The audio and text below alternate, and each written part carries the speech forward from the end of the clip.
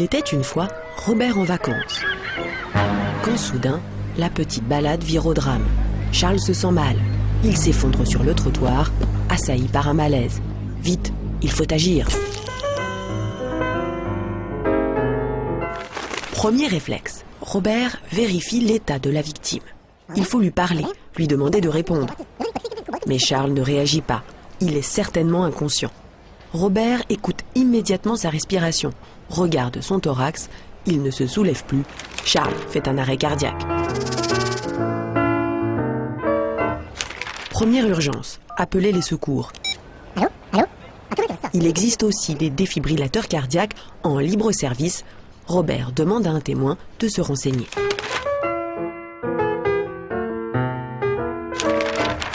En attendant les secours, il faut commencer le massage cardiaque. Charles doit être bien allongé au sol.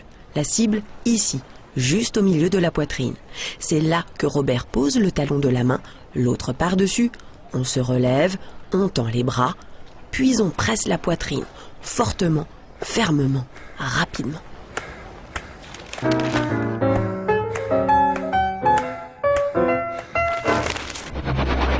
Voyons de plus près ce qu'il se passe.